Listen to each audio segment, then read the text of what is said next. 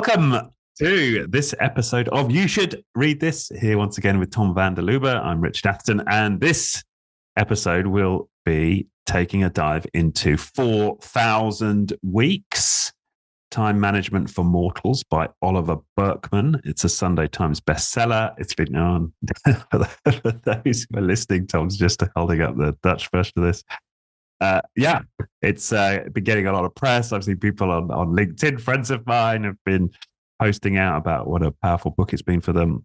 I really enjoyed the book, and it was Tom's idea to review it. So again, perhaps it would be best, Tom, if you just intro this, and your background to picking up this book and first impressions.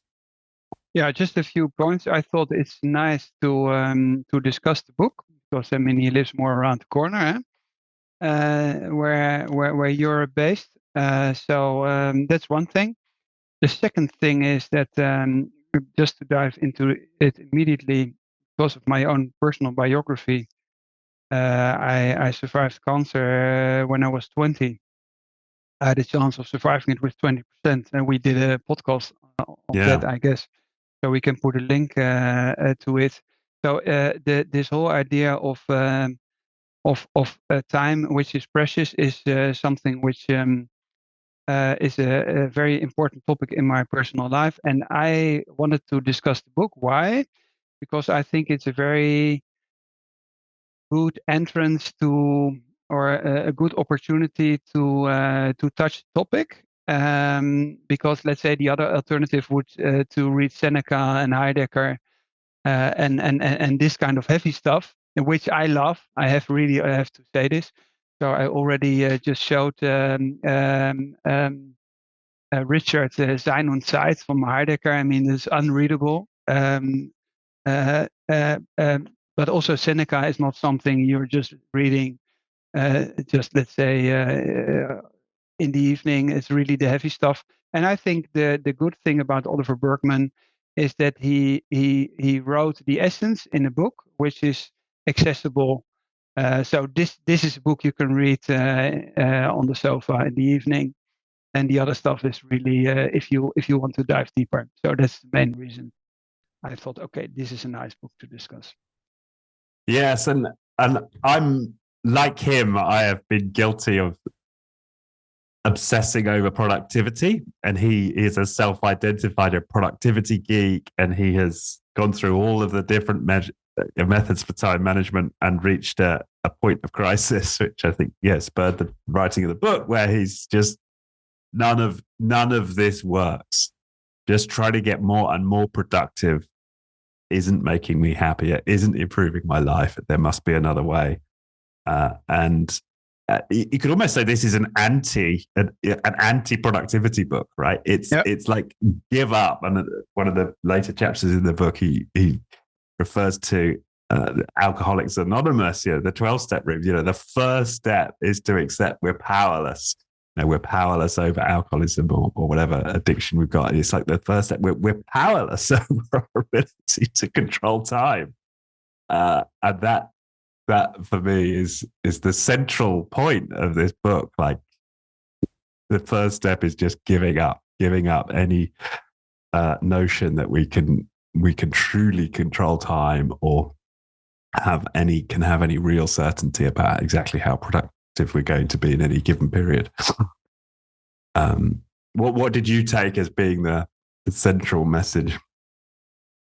Yeah, I think there are a lot of layers in the book. So perhaps just let's say for those who listen to it, I think the book is split in two parts. The first part is, I translate from Dutch, so I don't know how it's written in English, but it's about active voting. It's a kind of self-reflection, and less is more, I would say. And then the second part is the part you were referring to, which is Pantarei, or this Buddhist idea of you just have to accept it, and it comes by, and you can watch it, like the water. So these are different layers, I would say. But they're always combined, and there's always interlinked. So So I think the starting point is what I found interesting is which I didn't know, is that this Oliver Burkeman was this kind of efficiency guru and wrote a column about this topic all the time. And then at a certain point, he just found out it just doesn't make sense.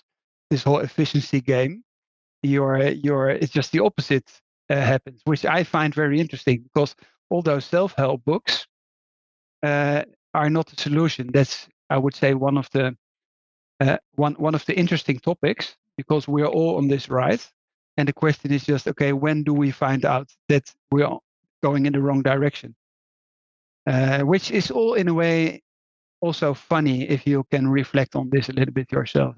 Okay, you try to do more and more and more, but it's going faster but not moving.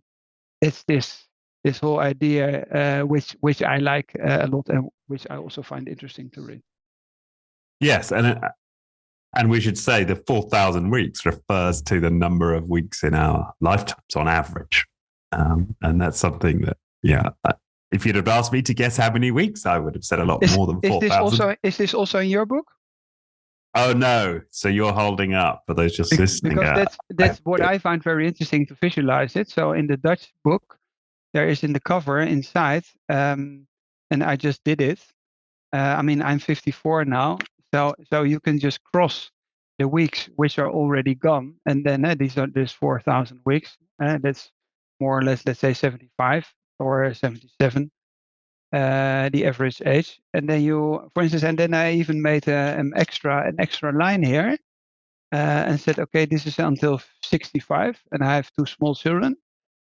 So I always say, okay, I've two periods of 10 years. So I have 10 years with my kids, and then I perhaps I don't work anymore, and then I have 10 years of saying goodbye to my life, or just thinking, okay, what kind of book shall I read in the last 10 years? But that has been my life, full stop. And this is whole memento mori idea. But I found it very, very good to visualize this. And you can, I saw also in the internet, you can just order this as a kind of poster, and you can put it on your wall. But I think, in a way, it's a modern version of putting a skull on your desk. Right. Memento mori, yes. Yeah. And he touches on that in the book, how we don't we've lost our reverence for death. We don't talk about death, how this is important for us in our lives to remember that we will die. And and you talk about that a lot, right? And you talk about that as being one of the driving motivations in your life. Yeah, that's what I often say. That, I mean, nobody likes to have cancer, and you wouldn't wish somebody to get it. But I'm very happy I got cancer in a very young age, because it's it's the best thing you can happen if in a young age you get a kind of life lesson about the whole topic. Time is precious. Which doesn't mean that it's always easy, especially for people around me. There has been times where it is very difficult, because I just said, okay, I'm not going to meet these persons because they are wasting my time, etc. So it's for your whole social environment not so easy, because I really had to learn to behave in an acceptable small talk way. So it's, for me, still difficult to have conversation and not talking about something substantial. So I really have to discipline myself to talk about stuff which doesn't interest me. Right. So it has 2 sides. So it's not only has the idea of precious time, but it also means that, which is also in the book, that you have to say no all the time. You have to say no to a lot of stuff. And then you could say, okay, that also makes you more efficient, because you're focused, and it's called focused, or deep work, etc., etc. But it's this medal has 2 sides. Yes, and he also refers to how we could, that in itself can be a trap, which is similar to what you're saying. Like we recognize we've got this finite lifespan, and so we say, well, we must fill our time with the most valuable experiences possible. And it talks about this with retirees saying, right, well, I must go on this cruise and I must eventually go to this country. But what actually happens is we're filling our head constantly with what's the next magnificent experience that I could cram into my life. And in doing so, we create anxiety and we stop ourselves being in presence. So it's not like there's any answer to get us out of this, the problem that we have of that we're in a finite life, and we have to make decisions moment by moment, and that in itself causes at some level some anxiety. So this idea of surrender comes through to me. It's there's no solving of life. there's no solving of productivity. It just is. So there's a sort of deeper spiritual message underlying. Yes, I mean, the starting point is to accept that life is not eternal. Huh? Mm. So, and there's a lot of variations in the book. I mean, I still like Heidegger a lot, where he says, or I mean, it's simplifying, huh? But it's in my book is let's have a look. It's about accepting the fact. I think it's the third chapter. Accepting the fact that life is not eternal, and then Heidegger says, okay, to be is time, sein und Zeit. So it's the same. So this whole idea of let's say this on a kind of meta level, to say, okay, to be is on a time frame something, and then that also repeated in the book that everything you do could be the last time you do something. So this whole idea of acting or to be, which is a function of time, I find it very, very interesting. Because let's say this whole idea that it could be the last time. I don't know where it is in the book, but somewhere else in the book they say, just imagine that you will meet a good friend, and it could be the last time you meet this good friend, or it would be the last time you meet your mother, or it's the last time you speak to your brother. I mean, I find this so powerful because it gives you a totally different essence of every act you undertake. Yes, it's a yes and there's the paradox, of course, is that if you then spend your cup of tea with your mother, believing it's the last cup of tea you'll ever have with your mother, and you work yourself up into some state of anxiety about how it must be like the perfect interaction, that's also going to be an issue. So yeah, that's right. there's this paradox he's working with all the way through. Yeah, although you can also say, let's say it's the last cup of tea with my mother, or I mean, I, for instance, just as an example, when I visit my mother, I always try to do something, go to the ballet or a concert, etc. And I always say, okay, when this would be the last evening I spent with my mother, it has been a beautiful evening. So, which doesn't mean there isn't the next evening, but at a certain point there will be no next evening. Yes, and that's something I still think is very powerful. Or you can spend a holiday with your children. It doesn't mean that you say, okay, this is the last holiday with my children, but you can also say, okay, as I just did before, I have small kids, I will have 10 holidays with my children, because afterwards they're not interested anymore to spend holidays with me. So and then it's and I always go to the mountains. So we don't go anywhere. I only go to the mountains, always to the same place. So it's a kind of mantra of always the same journey. It's I mean, I wouldn't say it's meditation, but it's perhaps in a way it's also kind of meditation. It's enjoying a routine, or yeah, it's a kind of mantra perhaps. Yes, and he talks at a certain point about the importance of decisions, and that and the root of the word decide, it has in common, the same root as suicide and homicide, right? It's this death. When you decide, you're literally you're killing all of the other options. So when you decide to go to the mountain, you're killing the option of going to the beach. You're killing the option of going, to the sea. So you're offered this opportunity just to be with that, right? Okay, I'm killing these things, and I'm going to be with the mountain. I'm going to be with this decision and accept that and celebrate that. To put it in a very practical way, in my book, it's page 63. We all know this fear of missing out, and I didn't see the word before, the joy of missing out. So this active decision, decidere, active decision to do something or to decide not to do something. So just take an example, a very practical one. I don't have a television since 30 years, but it's an active decision. But it also means that if you talk to people, let's say in a general conversation, you just don't know what they're talking about, because I don't watch the European Song Festival or other stuff. So or all those talk shows, I really don't know those people. But in the beginning, I felt a little bit awkward, and I felt a little bit if I was losing something. And then at a certain point, I also started to see this kind of play or a kind of game.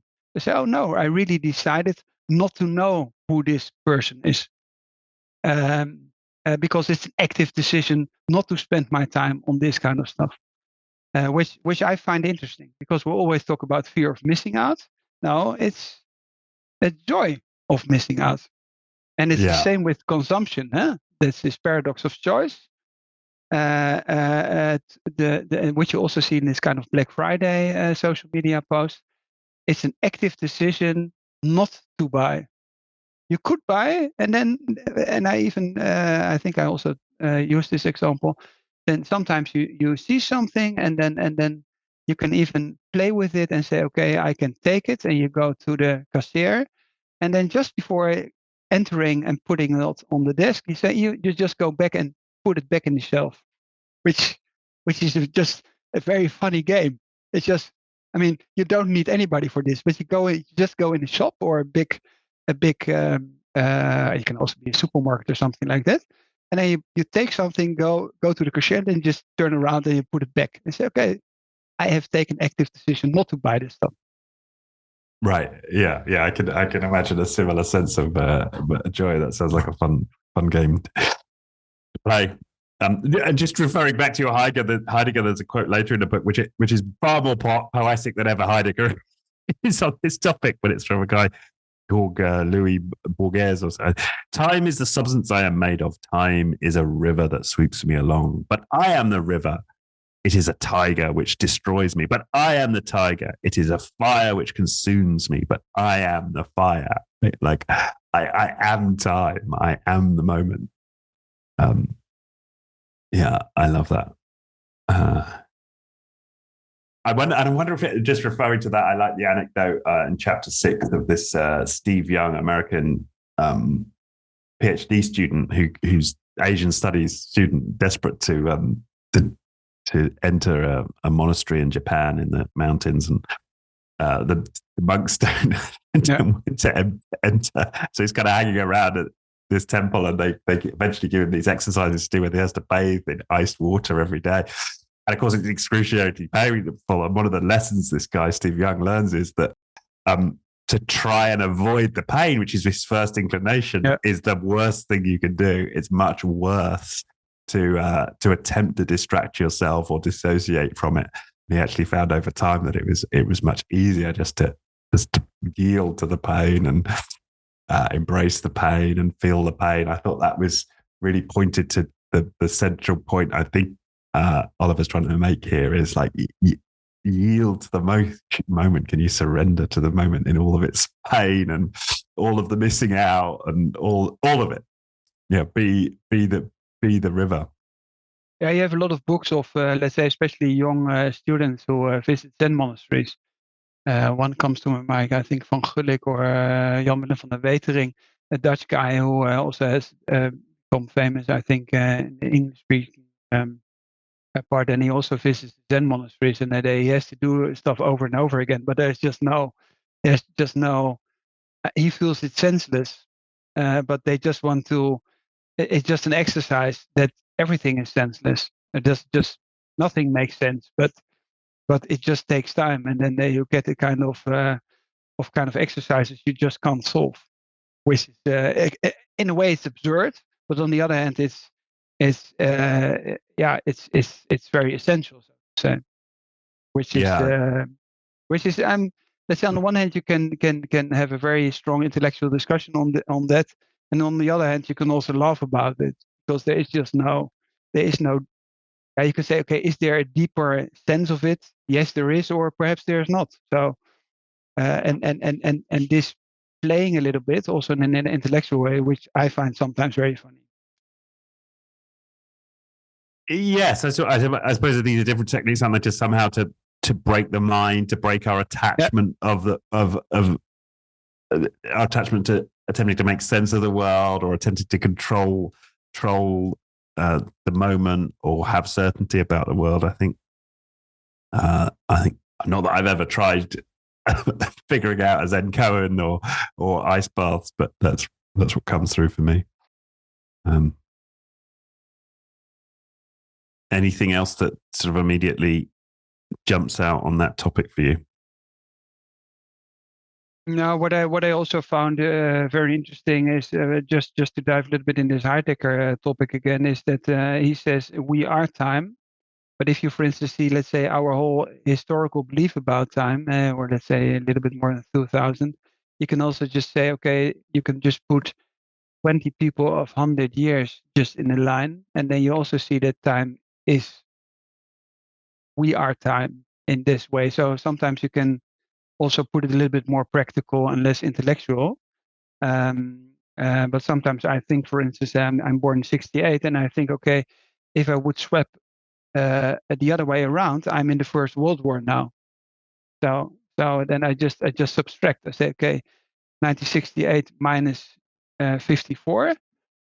Oh, then I'm more or less in the First World War now. So it's a very relative way of seeing things and my own life on this historical time line, which I find interesting because it also becomes very relative. Yeah. One of the practical points that falls out of this, the idea of us yielding to the flow of time, which he cites again from the 12-step rooms, is just do the next right thing. And that's something that I can remember I was in 12-step programs, like the emphasis on that, which, this book reminded me of that importance. If you can the other one is keep it in the day, which is a 12-step thing. Just keep it in the day, keep it the next right thing. What's the next right thing? Like, as a practical pointer to stay in the flow and not continually attempting to kind of. He uses this term instrumentalize time, right? Not like you can't obsess with chunking it up and getting the most out of everything. It's just ask what's the next right thing? What's the next right thing?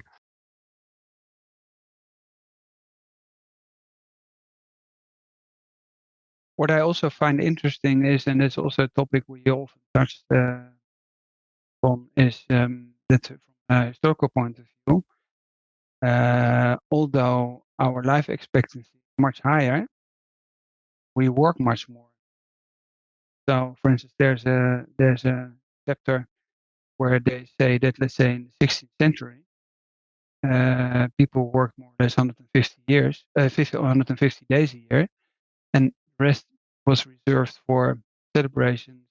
Just, I don't know, we would call it being lazy now. No, people were just doing nothing. But now we have this whole notion of we have to fill every time space with something which is useful. People are just not able. We just can't stand this silence, or we can't stand time frames which are not filled. I mean, there's a lot of research done on that people even start doing very strange stuff because they just can't stand doing nothing. Which I also find interesting because we just don't realize that in other times of our civilization, and they're also quoting Aristotle, etc. And that's, for instance, what we know from the Romans and Athens. That, I mean, I'm not talking about the slaves because they had to work, but people didn't work because just didn't work. You were reflecting, etc., which is probably also the reason we have so many great Greek and Roman philosophers, because it was just a sign of their civilization that one of the highest goals was to reflect on stuff and not work like an idiot. Because, I mean, what are our heroes of the day, or what are our heroes of our times? Those people who have earned an enormous amount of money, and like Elon Musk and all those guys. Those are the people in the news all the time. It are not the big philosophers or whatever. So I also find this very interesting, that depending on at what time you live, there's also a different notion of time.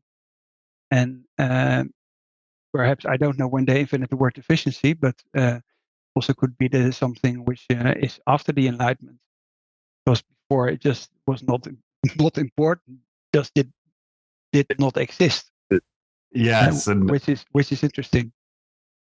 Yeah, and how leisure was the highest form of activity, right? To reflect and spend time in thinking was the most valuable thing you could do for its own sake, and not because you're dreaming up your next unicorn business plan, but just for the sake of reflection. It reminds me links back to our other book, History of Everything, the Candia Ronk, who was one of the native leaders who those Enlightenment thinkers were interacting with, and arguably developed a lot of the ideas around, is that they were great debaters, great philosophers, great thinkers, because the society was organized around discourse in the communal square, and a lot of time given over to reflection and debating and thinking. And we tend, I mean, even when I think about it, and that comes to mind in our current society, who are the people who are actually paid to debate? There are politicians, and that's instrumentalized, right? And they're always debating about the merits of XY policy, right? It's is this going to be more efficient and effective, or is that going to be more efficient and effective? They're not philosophizing. They're not debating big ideas, and we don't have that in our culture. But what was also interesting about those native coasters, which also is that how there was, I don't remember the specific settlements, but there were certain settlements on the east coast of America that had been discovered, where, with similar access to resources, some of the tribes were super productive and created like a surplus of canoes and a surplus of spears, and spent a lot of time in generating goods and being productive, and that others didn't do that. So it seems to be a choice that we make as society as to what degree we instrumentalize our time. Yeah. What I also found interesting, just also to create a contemporary context, is, and that's also a topic we often touch upon, is let's say, how to use time in a collective way. So at the end of the book, they are talking about Swedish scientist Terje Hartig, and then they show that, for instance, people in Sweden, they spend the holidays at the same time, or also in Southern Europe. So what do the Dutch do, and the Germans? They say, okay, we have to do this more efficiently, in a more efficient way. So depending on the part of the country where you live, you have another time where you take your summer holidays, because then you can use all your flights and holiday resource in a more efficient way, because you will split, let's say, in 5 or 6 different time zones. But what does it mean? You can't spend the holidays with your family if they live in another part of the country. And then they show from research that people in Southern Europe, they call, for instance, France, August, or also Italy, it's called the Grande Vacances. In August, nothing happens. So, because everybody is just at the coast with their whole family, etc. So, and that's the time of the year where the family reunites. And in Scandinavia, it's exactly the same. And for a pretty long time, because they know there will be a long winter afterwards. So let's enjoy the summer together. And then the research shows that in those countries, this has a very positive effect on being happy. I will, let's say, I call it happy on purpose, because people just are more happy. They say, okay, I really love this, which is understandable, because if you really like to meet, let's say, your family, etc., and you're not able to spend the time because you have different holidays or different school holidays, what kind of strange system do we live in? Which I find interesting, because it shows you that are just other regions or other countries where they just do it in a different way, and then you can discuss if France is less productive. I don't know, or Sweden is less productive. Probably not. They're just organized in a different way, and they have a different way of prioritizing their stuff. And the other example there is, which also a very well known example, is called fika in Sweden, where they all drink at the same time. They drink a cup of coffee together, no matter of hierarchy. So, for instance, if you read books on organizational stuff, this example is often also explained, because you have a lot of information flowing through the whole organization, besides the normal hierarchies. And everybody from Sweden says fika is great, because that's the time you can talk to everybody in the company. So, so there are enough contemporary examples to reflect on this kind of time issues. Yes, and I think that the importance of mandatory leisure time, which we've lost, right? We've lost to some extent in Western culture, when it's mandatory you don't work. If you're a Christian, and everybody, a certain period was Christian, it was mandatory you didn't work on a Sunday. It was mandatory that none of the shops opened. So there's some necessity to force people out of their addiction to productivity, addiction to busyness is required. And right now we don't have this, right? We can all electively work on, the weekends if we want to. I thought that was an important point. And then to your other point about fika and rituals for taking breaks. I mean, that reminds me of the research done on smokers, how they found that smokers tend to be more productive because they're getting up and they're taking regular breaks. And here I am putting that in terms of productivity. We could also say, we could also say that smoking is people enjoying the social time together where they're not working, and that's making them more happy. I mean, their lungs may not be happier, but they're overall being in that moment. Yeah. And to your point, I can remember working for an organization we referred to the smoking mafia, and that was exactly the same team. It was a non-hierarchical. I didn't smoke, but a group of people who all got together and smoked, and it definitely helped. For those people to build those connections. Bring back fika. Let's have fika. You see it also that some Swedish companies, then when they go abroad, they also sometimes try to implement this kind of things which are, let's say, normal in Sweden. So if you took paternity leave, etc., I think IKEA all around the world just said, okay, now we're Swedish, we do it like in this way. So that's also interesting that to reflect on this whole topic of efficiency, and especially if you take this whole American model of mainly working an enormous amount of hours, and then you have other parts of the world where they work less hours and they are not less productive. So Germany is a good example. Take the car industry, 36 hours, etc. Before we dive into this whole Tesla topic, etc. But for a long time, they were able to build cars, and people were only working 36 hours. So, but there's enormous high efficiency, which has to do with the way their people are skilled. So, the higher your skill set is of your workforce, the less hours you have to work. To put it in a very simple way. But also, let's say if we would spend holidays together at the same time, perhaps we have just lower absence or less mental problems, etc., etc. Because we are in a more efficient way. We are regenerating our batteries or refilling our batteries. So this whole Yeah. idea is what's efficient or what's effective. Uh, something can be very effective, um, but with less time or in another way. So I still find this because you have this intellectual level in the book, but also you have sometimes some practical examples, and that makes it, to my point of view, very easy to read.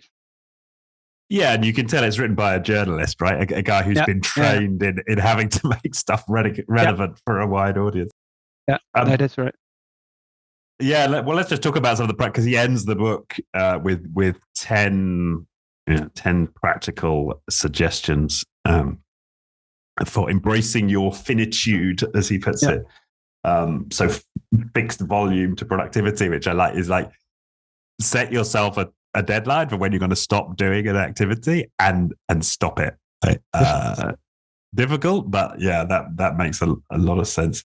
And I think links to something else which I really appreciated, just in terms of another sort of practical suggestion here, was some research done by a psychology professor called Robert Boyce, and he spent his career studying writing habits of his fellow academics and reached the conclusion that the most productive and successful among them generally made writing a smaller part of their daily routine. So it links to what we've just said. So the paradoxical conclusion that actually making writing a smaller part of their daily routine was more effective, so that they could keep going with it day after day. And again, this sort of speaks to a lot of the spiritual traditions. A little bit every day is going to be more effective in the long run. And I know that from my own attempts at being more creative, it's far more effective for me to build a daily habit than it is to try and block out big chunks of time to devote to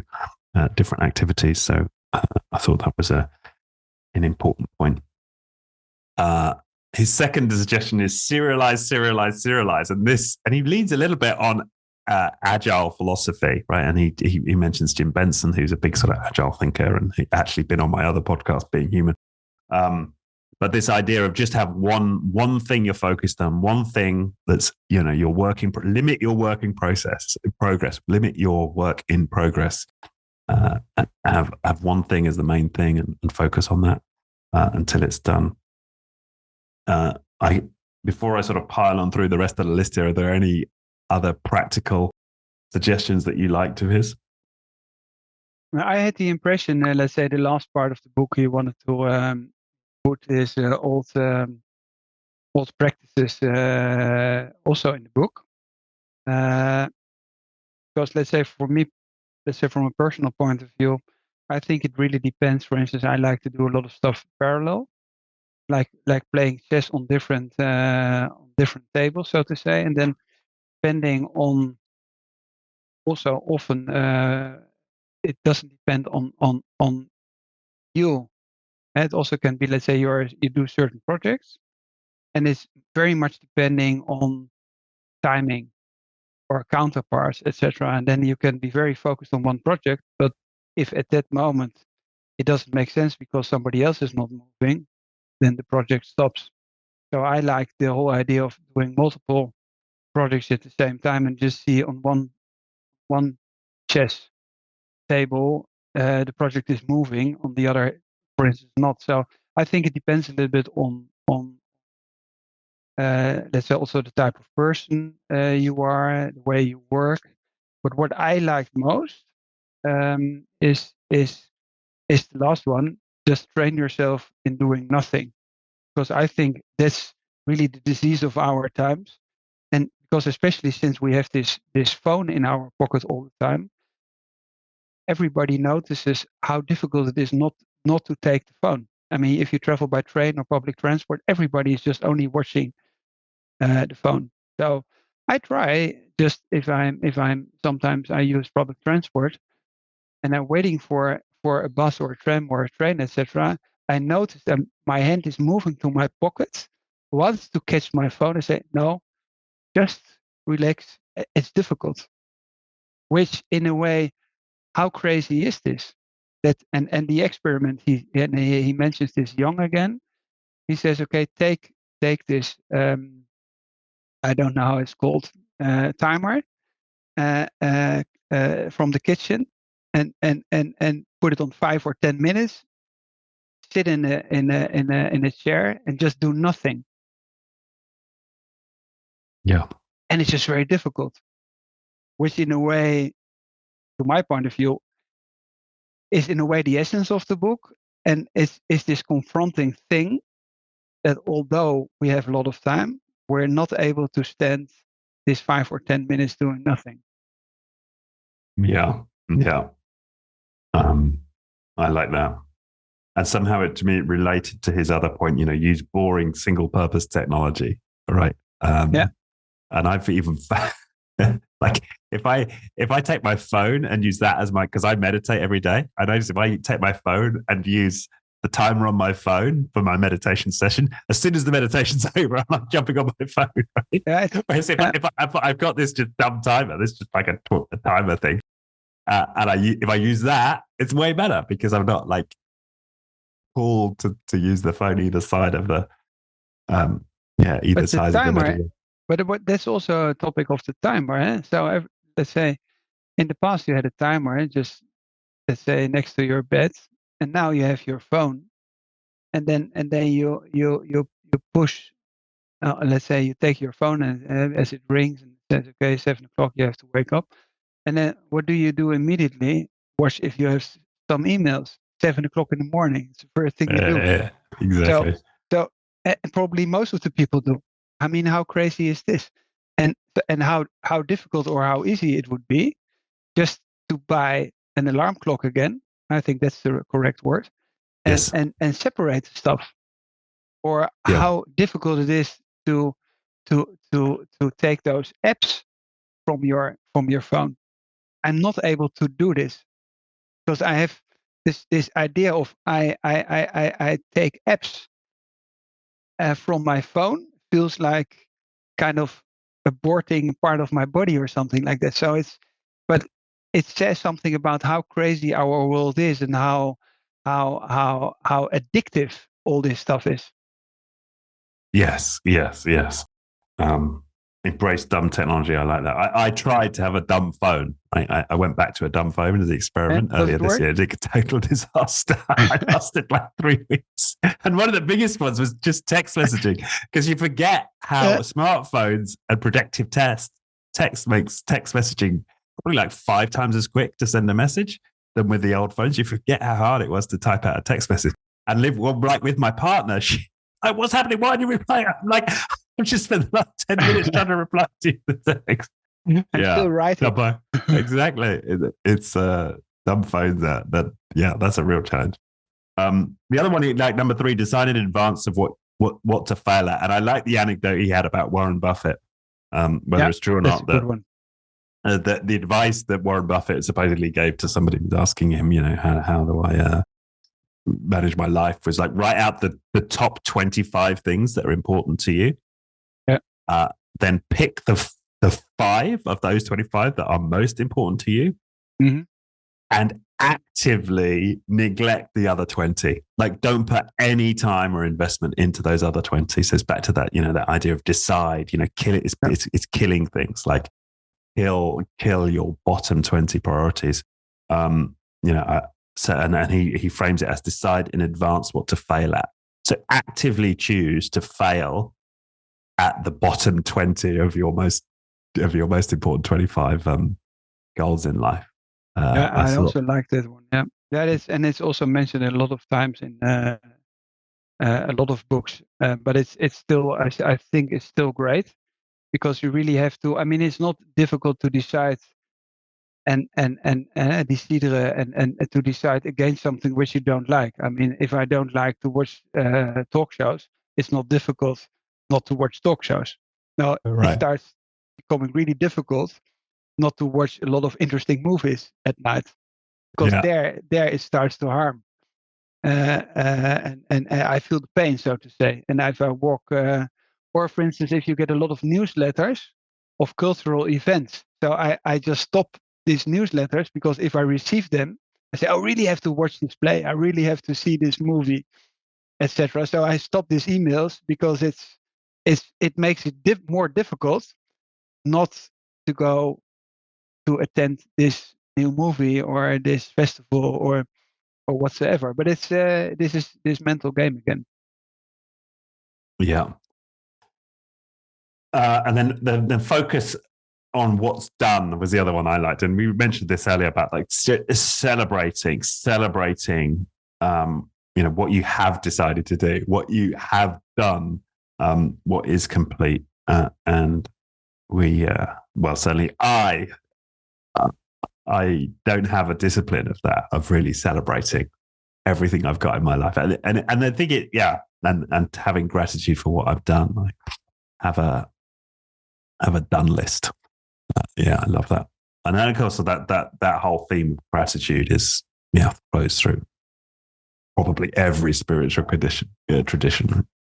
Yeah, I think we also have to do one book on gratitude because this I also think it's something, especially when you become older, becomes much more important. So I one of my favorite things about gratitude is I think Marcus Aurelius, which I do with my kids every evening. This is the same. It could be the last thing. I think it's Marcus Aurelius who watches his kids sleeping because he most of the time he is let's say in a war situation, and he says, I don't know how often I will see my kids sleeping, and I find it extremely powerful to watch my children sleeping. So before I go to bed, I always go to the room of my kids and remind me on this Marcus Aurelius topic, which is perhaps a little bit strange, but it's also kind of it's this kind of rhythms, huh? It's this kind of routines which creates for me. I mean, and gratitude or your diary, writing diary, and all this stuff, these rituals creates a kind of rest, creates a kind of self-reflection. But it's very easy to implement this kind of stuff. Doesn't take a lot of time just to walk by to the children's bedroom and just see them sleeping and say, "Oh, I'm so happy they are there," etc. And then go to bed myself. It's very easy. It costs 2 or 3 minutes, but I like this kind of rituals. Yeah. A day and making it daily. Back to what we were saying earlier. I like, but I'm totally routine freak, so that's good. Good. Well, on that note, I am very grateful, Tom, that you suggested this book. I'm very grateful that we've now completed this, or coming to the end of this this recording, this podcast. Yes. Grateful to have you in my life, coming up with all these awesome book suggestions, Tom. Yeah, I tell you exactly the same. It's always an honor, and what I really like about it, I really don't care if other people are listening to the podcast. I just like to discuss the books with you. But I thought, what I'm still very curious. I don't know if he's somebody to be interviewed in your podcast. I'm very curious because there's also a biographical story from Oliver Burkeman, because I think his grandparents flew from Germany as Jews. But it's so German, the book, because he's Schopenhauer, Nietzsche, Heidegger, etc. So I'm very curious. I always, when I read him, it is kind of ambivalent. On the one hand, he is very English, but on the other hand, he is so attached to this dark difficult German philosophers, Hannah Arendt, etc. So they're all over the place. I'm very curious. Would be interesting to dive into this topic. I was also thinking about interviewing him because I'm just curious what his answer will be on that topic. Interesting cat, that's for sure. Great. Okay. Richard, Tom, thank you very much. Thank you. Dear listeners, have a nice day. Yeah. Get out there and do nothing. Yeah. All right. Very good. Cheers, Tom. I hope you enjoyed this episode of You Should Read This with me, Richard Atherton, and my fantastic co-host, Tom van der Lubbe. If any of the material in this show resonated with you, if you're thinking, perhaps, how could I take these ideas and apply them in my own leadership or take them forward into my own organization, then I would love to have a conversation with you about that. If that feels like that could be a valuable use of your time, then please do click on the Calendly link in the description for this episode, and that will allow you to book a slot directly into my calendar. And I hope to speak to you soon.